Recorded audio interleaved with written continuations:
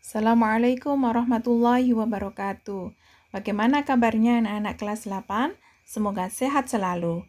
IPS kali ini berbicara tentang perdagangan antar daerah atau antar pulau dan perdagangan internasional atau dikenal dengan international trading. Anak-anak bisa simak penjelasan dari Ustazah Rohma berikut ini.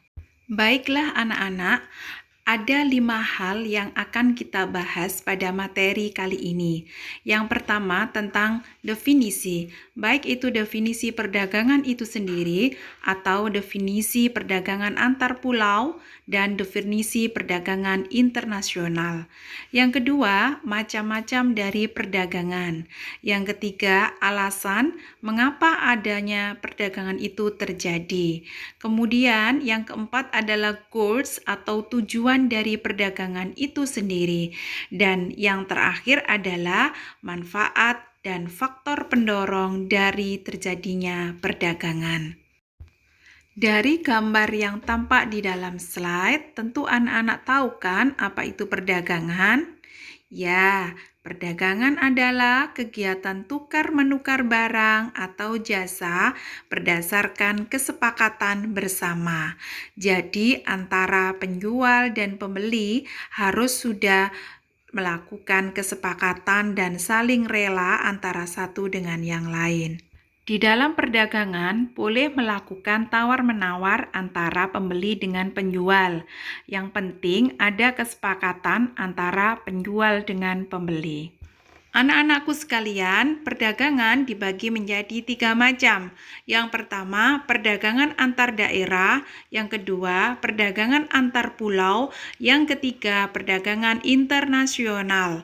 Perdagangan antar daerah identik sama dengan perdagangan antar pulau.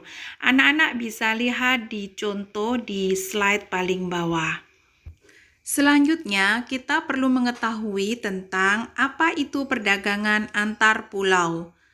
Perdagangan antar pulau yaitu perdagangan yang dilakukan oleh penduduk atau lembaga suatu daerah atau pulau dengan penduduk atau lembaga suatu daerah atau pulau yang lain dalam satu batas wilayah negara atas dasar kesepakatan bersama.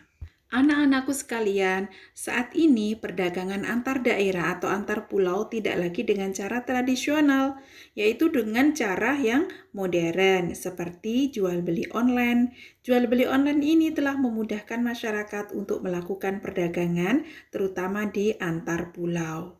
Adapun tujuan dari perdagangan antar pulau antara lain, yang pertama yaitu untuk memperoleh keuntungan. Jelas, suatu perdagangan itu dimaksudkan untuk memperoleh keuntungan. Yang kedua yaitu untuk memperluas jangkauan pasar.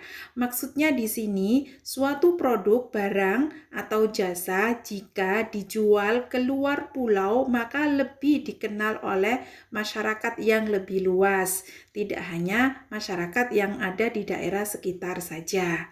Kemudian yang ketiga, memenuhi kebutuhan antar pulau dalam rangka memenuhi kebutuhan hayat hidup masyarakat di seluruh Indonesia.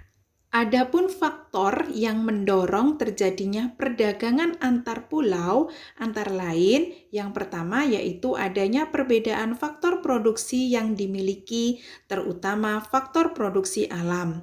Sebagai contoh, daerah Kabupaten Wonosobo, Jawa Tengah, dengan tanah yang subur lebih mungkin memproduksi sayur mayur lebih banyak dan menjualnya sampai keluar pulau atau luar daerah dibandingkan dengan daerah Gunung Kidul, Yogyakarta.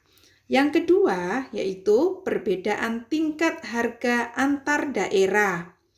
Contohnya, di daerah yang kaya akan buah durian, harga durian pasti lebih murah dari daerah lain yang hanya sedikit memiliki pohon penghasil durian. Anak-anakku sekalian, satu lagi yang mendorong terjadinya perdagangan antar daerah, yaitu adanya perbedaan budaya dan selera penduduk dari masing-masing daerah. Hal itulah yang menyebabkan dan mendorong terjadinya perdagangan antar pulau atau antar daerah. Adapun manfaat dari perdagangan antar pulau adalah yang pertama, menyediakan alternatif alat pemuas kebutuhan bagi konsumen. Perbedaan kandungan alam serta perbedaan produk antar daerah atau antar pulau akan menyebabkan barang hasil produknya pun berbeda. Dengan adanya perdagangan antar pulau atau antar daerah, konsumen dapat menikmati produk yang tidak diproduksi di tempat tinggalnya. Manfaat yang kedua yaitu meningkatkan produktivitas. Pemasaran produk yang semakin meluas akan menyebabkan permintaan atau pemesanan terhadap produk menjadi meningkat. Hal itu akan mendorong produsen meningkatkan produksi sehingga meningkatkan produktivitas. Yang ketiga yaitu memperluas kesempatan kerja bagi masyarakat. Peningkatan jumlah barang yang diproduksi otomatis akan meningkatkan jumlah tenaga kerja untuk memproduksi barang tersebut. Baiklah anak-anak, sudah jelas ya. Sekarang kita masuk ke perdagangan antar negara atau perdagangan internasional atau yang kita kenal dengan international trading. Perdagangan antar negara atau perdagangan internasional adalah perdagangan yang dilakukan penduduk atau lembaga suatu negara dengan penduduk atau lembaga negara lain atas dasar kesepakatan bersama. Jadi, di sini adalah antar satu negara dengan negara yang lain, baik antar dua negara ataupun lebih dalam satu dunia. Anak-anakku sekalian, adapun ruang lingkup perdagangan antar negara atau perdagangan internasional berkaitan dengan beberapa kegiatan, yaitu 1. Perpindahan barang dan jasa dari suatu negara ke negara yang lain. Yang kedua, adanya perpindahan modal melalui investasi asing dari luar negeri ke dalam negeri. Yang ketiga, adanya perpindahan tenaga kerja dari suatu negara ke negara yang lain. Yang keempat, adanya perpindahan teknologi dengan mendirikan pabrik-pabrik di negeri yang lain. Dan yang kelima, adanya penyampaian informasi tentang kepastian adanya bahan baku dan pangsa pasar. Sudah jelas ya anak-anak? Oke, anak-anak sekalian tahu nggak aktivitas apa saja sih yang dikatakan sebagai perdagangan antar negara atau perdagangan internasional? Ya, ada dua aktivitas. Yang pertama yaitu ekspor. Apa itu ekspor? Ekspor merupakan kegiatan menjual barang atau produk ke luar negeri. Ekspor dilakukan oleh seseorang atau suatu badan. Pelaku ekspor ini disebut eksportir.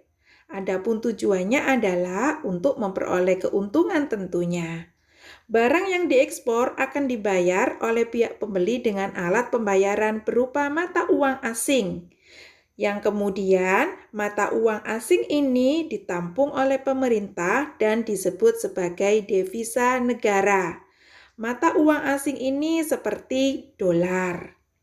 Adapun kegiatan impor adalah merupakan kegiatan membeli barang dari luar negeri. Seseorang atau badan yang melakukan impor disebut importir.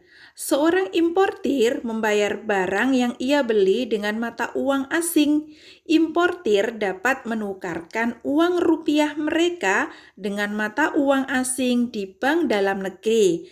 Selanjutnya digunakan untuk membayar barang yang diimpor. Anak-anakku sekalian, setelah kita dapat membedakan antara ekspor dan impor, kita juga perlu mengetahui beberapa faktor yang dilakukan oleh pemerintah untuk mendorong ekspor.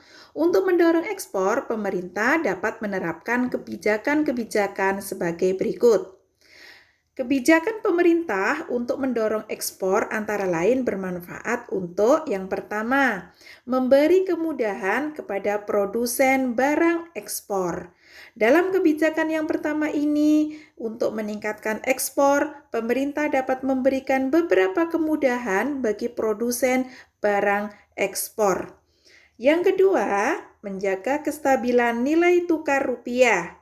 Kestabilan nilai tukar rupiah sangat penting bagi eksportir karena nilai tukar rupiah yang stabil terhadap mata uang asing akan mempermudah para eksportir untuk menghitung biaya produksi produk ekspornya.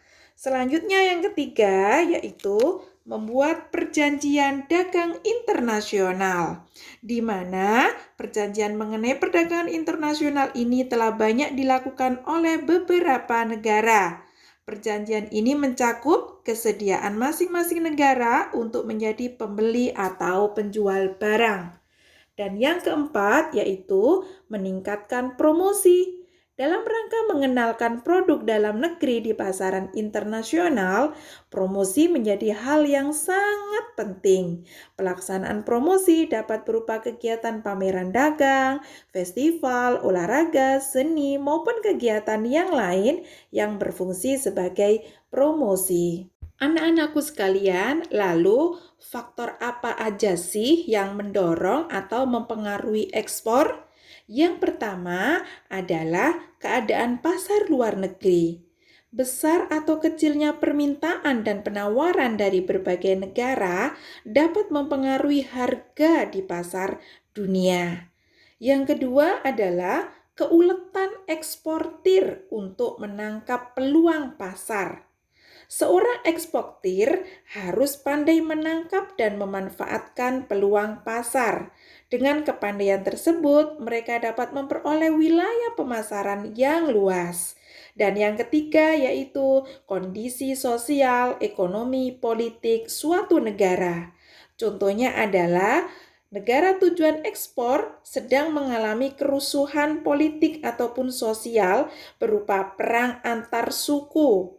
Hal tersebut tentu sangat mempengaruhi keberlangsungan proses ekspor ke negara tersebut. Sudah jelas ya anak-anak?